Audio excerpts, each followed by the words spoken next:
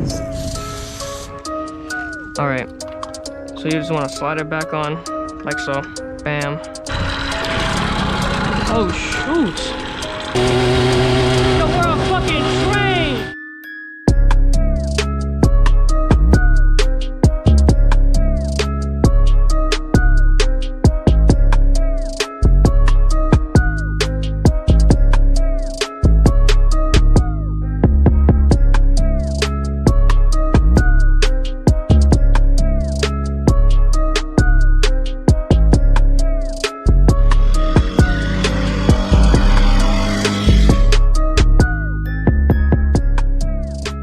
Hey yo, what's going on guys? I'm Retro and welcome back to another video of Retro Vlogs. Now today's video we're going to be doing is we're going to be cleaning out the carb and giving the two-stroke, aka the Stingray, some more power. So here we got some carb and choke cleaner. This stuff right here is, you know, obviously used to clean parts and clean your choke out and clean your carburetor. So what we're going to be doing with this thing is we're going to be cleaning out the carburetor like any normal person. I'm going to be showing you how to do this. This is a how to clean a carburetor video. But in the same time, for a little bonus, giving you a little bit more power for your 80cc two-stroke or any carbureted two-stroke. Disclaimer: if you have nitrous running through your bike, don't use this, because this is like a form of nitrous, but not really. Let me explain. This right here basically has the same. That doesn't have exactly the same, but it does the same thing to your bike or to your engine as nitrous would. It accelerates it. It has more oxygen. So, with that being said, if your bike blows up, not my fault. I'm not running nitrous through mine yet, so this is a temporary, I guess, temporary fix for that. And at the same time, we're cleaning the carb. But with that being said, let's get on to today's video. All right, first things first. Wow, this shit's a mess. First things first. To take apart the carburetor, we're gonna need an 8mm wrench and a Phillips screwdriver. Take apart your gas line, because this part is probably the hardest part of this whole process. This is my way to just keep it tight on there. You want to like, there you go. Dump the excess fuel out. All right, we're done. Now that that's done, what you want to do is you want to grab your Phillips screwdriver and your 8mm. And you want to take apart this little clamp that goes over the intake and the carburetor.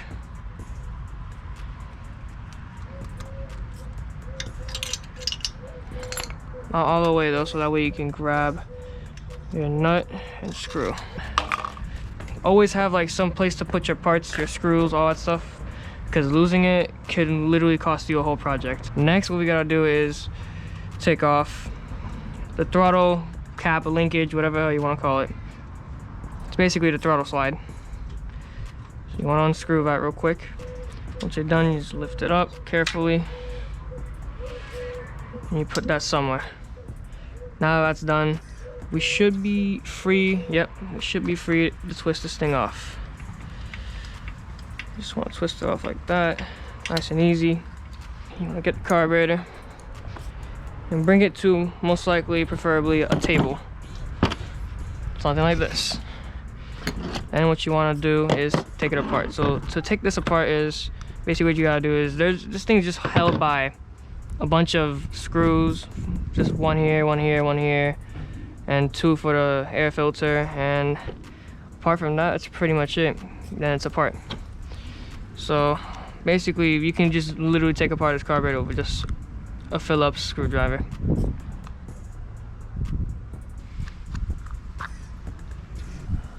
One down, two. All right. Air filters apart. Take this plastic part out, and here you have an air filter, which is mine's is just soaked in gas. So I'll pinch this out carefully and wash this off at the sink. Back to the carburetor. Now all that's left to do basically is to take apart these Phillips heads, these Phillips screwdrivers right here. I mean screws. But what you want to do first is crack it open to be able to dump all of the gas that you don't need anymore.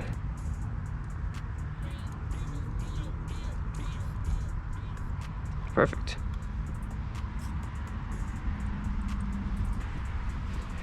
All right, now we can take apart the carb completely. So you can take off these screws.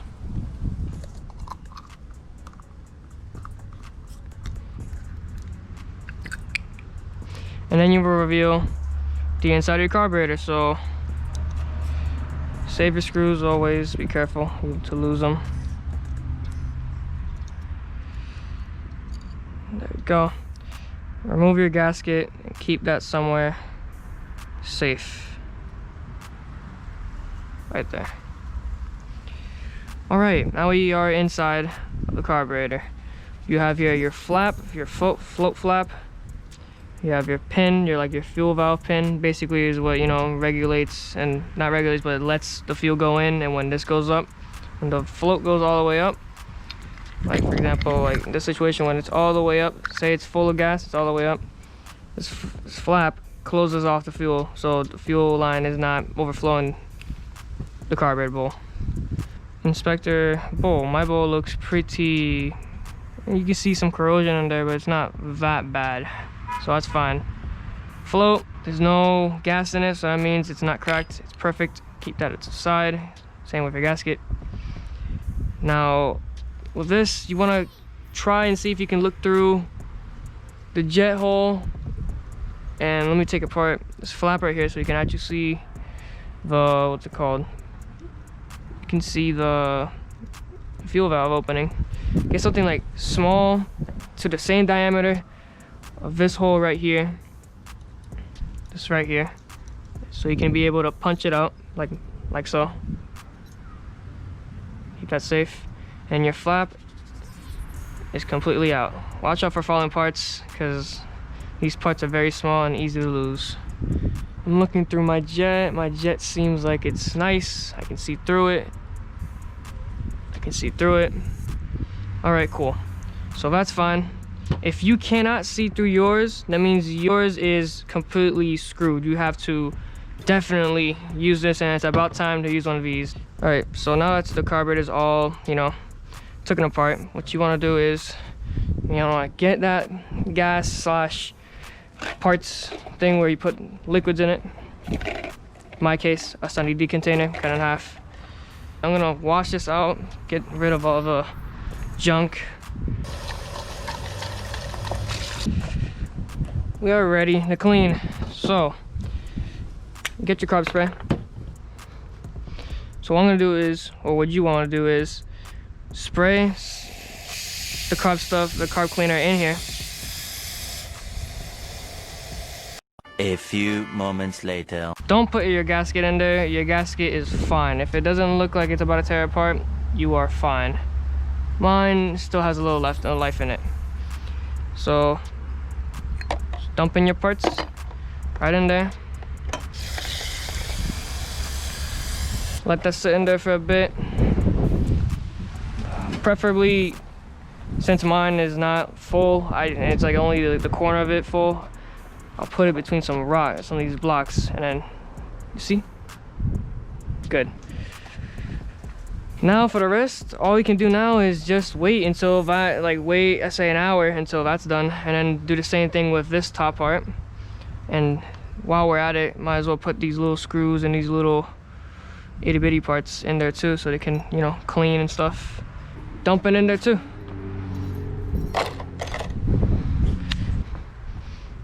So for the air filter, what I like to do is I just like squeeze it out. Like just squeeze it. See all that gas coming out of it? See?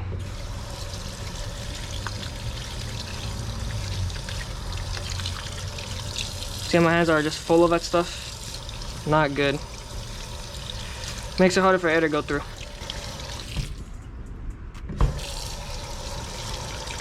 Don't put this back in your engine until it's all the way like dry. I'm gonna just put this right here. Hopefully no one sees this and thinks, hey, a free filter that I don't have the bike for. Let me just steal it. So yeah, there you go. So once this is done, again, you do the same thing with the top portion of it. So while that's doing its magic over there, I'm gonna change out my fuel line. A few moments later. All right guys, I just finished up making my new fuel line. Oh, the old one's a little bit longer, I think. A tad bit. No problem though. And I think it's time to remove these old parts. Well, not old parts, but these parts from our liquid, our little carb spray. So there. All right, we got our stuff. So we got our stuff here. Just gonna let that dry, and then I'm gonna wipe it down after. I'm not gonna dip this one in there because I'm not gonna be able to make a big enough puddle. So I'm just gonna spray it down thoroughly above here because there's nothing to fall down, so we're good.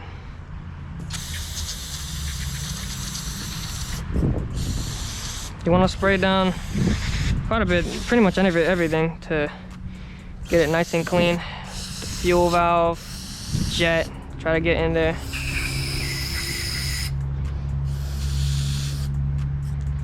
Stuff is cold, man. You'll notice that your choke could get very loose, but you can just tie that back up. If you can look through your fuel valve and your jet, you are good. I can look through mine perfectly well. So we are pretty much fine.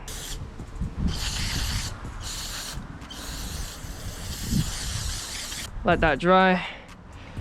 And I think we are done with cleaning the carb. We just have to put it back together. And then we are pretty much good. But here's the thing. When you have this, when you put this in there, right? And it's letting off, like drying right now. Don't spray it and then just put it back on and run it. It's gonna blow up your engine. I think I'm joking, but it's serious. It's gonna basically almost blow up your engine. So don't do that. What you wanna do is you wanna spray it one last time and then you wanna clean it and you wanna keep it, like you wanna get it back down to like normal temperature. These things are cold as hell right now, so want to get it back to normal temperature, and then your engine should start just fine. Wait a minute. Everything I just said there, everything that present day retro said was correct. The whole wait until it cools down, but the one thing I forgot to tell you before you put it back on your engine is you cannot just let it cool down and just slam it back in the engine. You gotta get a rag or a rag or wipe anything, most likely just a gas rag like the one I'm using in the video. Wipe it down thoroughly, make sure it's nice and dry, smell it, and if you smell a lot of like the spray you just sprayed, do it again, because you cannot just slam that back into your engine. Ask me how. I wish I had the video, but I didn't record it. I did that and my engine just kept revving, like it was idling at full throttle. You couldn't do anything about it. You could literally dump the clutch and you wouldn't stall because it was just literally at full throttle the whole time. Anyway, now that that's said, back to the video. Keep that there. We can put the car back together. So, fuel bowl. You want to get your fuel bowl. You want to get your float. Put the float back in there. And then you're done for the bottom part. Now the top portion of this, you need to get your flap and your little fuel pin. You want to slide it through under like that, and then you want to flip it upside down, and you want to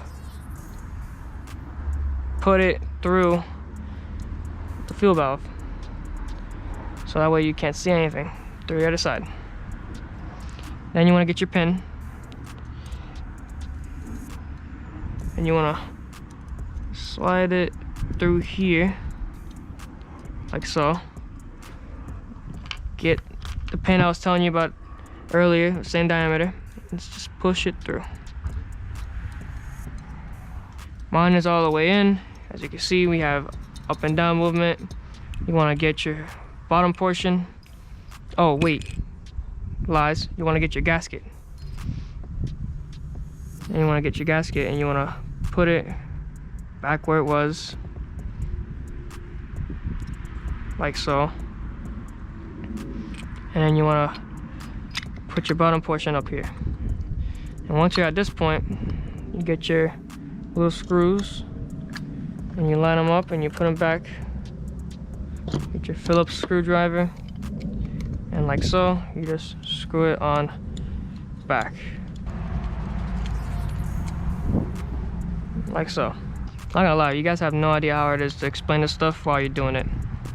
I'm not gonna lie to you guys right there. You're basically done with the carburetor. Not yet though. You gotta put your fuel filter. I gotta get my fuel, not my fuel filter, I gotta get my air filter out there.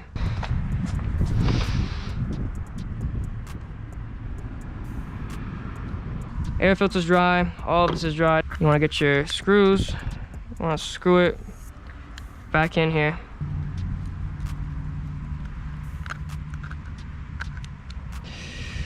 And then boom, you are done cleaning slash adding the little, you know, I guess horsepower or torque, whatever you want to call it, into your carburetor. Now we're gonna put it back and we're gonna do a quick little test run, and then we'll see if we can do any better speed limit wise. Remember, my best speed limit without this mod was 26 miles an hour, 26, maybe 27 sometimes when I'm going downhill. Let's see what we got. 26 miles an hour is what we got. Max speed was 26 miles an hour. All right, so what do I need? I need an 8mm Phillips, this, done with this. All right, we are pretty much good to go. All right, so you just wanna slide it back on like so. Bam. Then you wanna get your nut and screw, take them apart, slide it through, and then get this and just twist it on there until it's firm. And then you want to hold it down with your 8mm.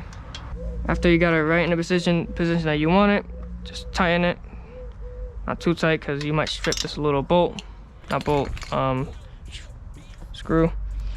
Then what you want to do is you want to get your throttle linkage cap, slider, whatever the hell you want to call it. You want to get this. You want to have this side facing out to the idle screw. This is where the idle screw fits in to lift up your throttle, so you can, you know, have a lower or higher idle. So you want to line that up till the throttle pin goes into the jet. You want to start twisting the cap. And after you're done that, you're done with this side of the carburetor. On to the next side, the fuel side. You want to just push this in there as best as you can, because this is very difficult to pull off. All right guys, I finally got the fuel line back on. It took me like, I want to say a good 10 minutes of just straight fighting and yanking and all that stuff, so that wasn't too pleasant. And with that, hopefully you didn't have to fight as much as I did, but with that, you are done in cleaning out your carburetor, giving it a little horsepower. So we are ready to go start it. It already has some fuel in it. If you wanted to know, that'll run 87 and run 93 octane pump gas with some Quicksilver, yeah, was it Quicksilver? Yeah, it was some Quicksilver 2-stroke oil. Yeah, Quicksilver 2-stroke oil. It's full synthetic. So that's what I'm running in my bike. So we're gonna go outside right now, start it up, and let's see what this puppy can do.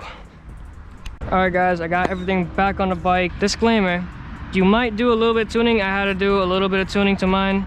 I had to regulate the idle screw and the choke and all that stuff. So if you have trouble with high idle, take it off, take the carburetor off again, and then clean it again. Like just like pass over, wipe through it, just like wipe it, and then put it back on, and you should be running fine. As long as you know how to tune these things, and you know, like adjust its idle screw and all that stuff, you should be good. Here we go.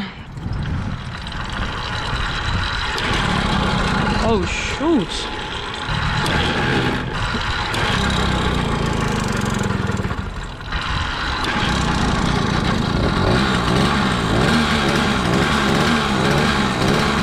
I think the idle screw is a little bit too low. No, or not.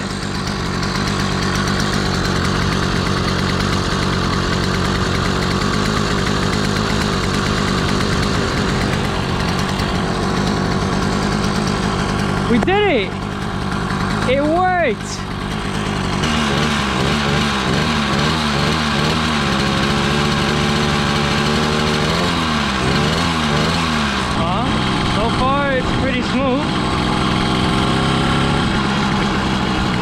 I can get a little straightaway.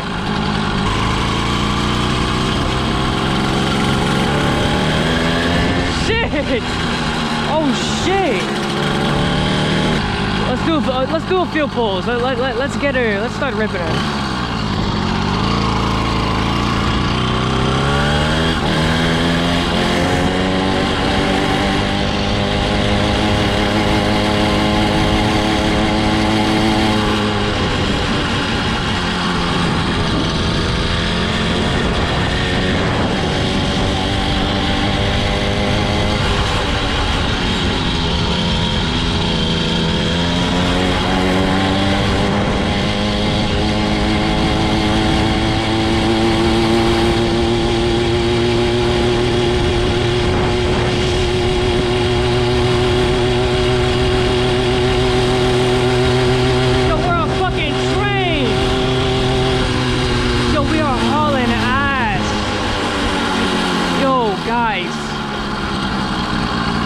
Guys, I know you guys hear how fucking insane this thing sounds.